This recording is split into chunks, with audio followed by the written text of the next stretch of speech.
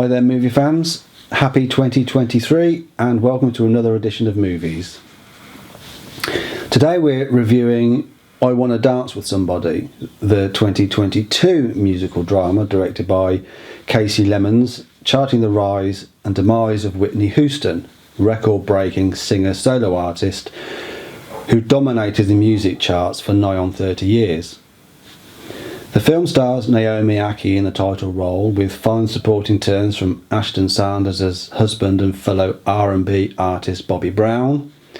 Stanley Tucci as Arista Records mogul Clive Davis, Tamara Tunney as Whitney's stage mom Sissy, Clark Peters as her exploitative father John Houston, and Nafessa Williams as friend and lover Robin Crawford.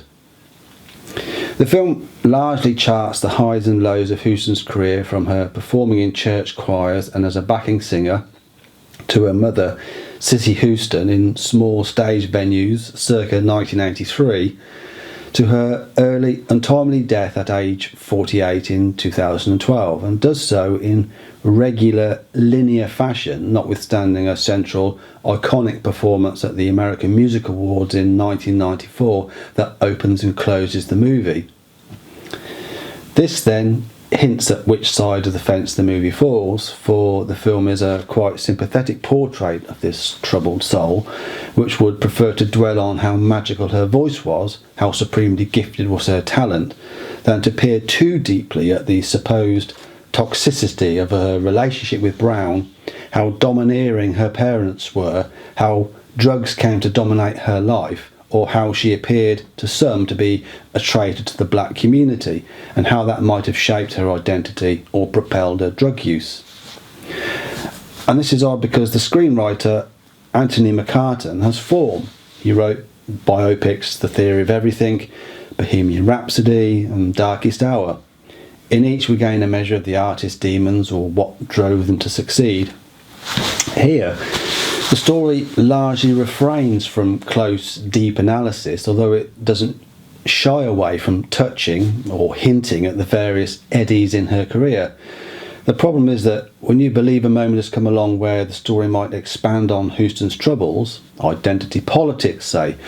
or her love-hate marriage, her drug use, or her breakdown and deterioration on stage, the film merely notes it and moves on to the next staging post in her career. This then is a movie for Whitney fans who already know something of Houston's background through the many documentaries that have shone a light on her career and influences since her passing. Exhibit A, there is only a small nod to her death by accidental drowning in a hotel bathtub while under the influence of drugs in 2012, although that is not to say there isn't anything here for rubberneckers like me to wonder at in the 2.5 hours the film plays out, such as Houston's lesbian relationship with lover Robin Crawford, a complete surprise to someone not versed in Whitney lore, and Kevin Costner's small but influential role in Houston's part in The Bodyguard, and her performance of Dolly Parton's classic I Will Always Love You, which Houston turned into an absolute monster hit that has been played at every wedding ever since, and the delightful Clive Davis, played by Stanley Tucci, who elevates every movie he is in, who mentors and guides Houston's career throughout, and largely sits as an angel on her shoulder, albeit making gazillions off her talent. For all its lack of introspection, I really like the film. If it isn't able to stand alongside premier music biographies like Bohemian Rhapsody, Rocket Man or Elvis, it is still an engaging way to spend 2.5 hours. There is enough here to be reminded of the arc of Houston's career, including all its low points, and then front and centre are the songs, which are delivered here with real style and panache, including How Will I Know and Saving All My Love.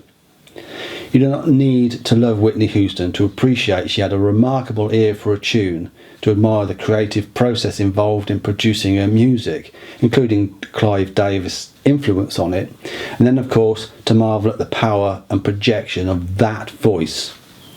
Well, that's all for now. If you enjoyed the review, please like and subscribe, and if you comment below, we'll always try and respond. Otherwise, we'll see you soon for more movie reviews in 2023.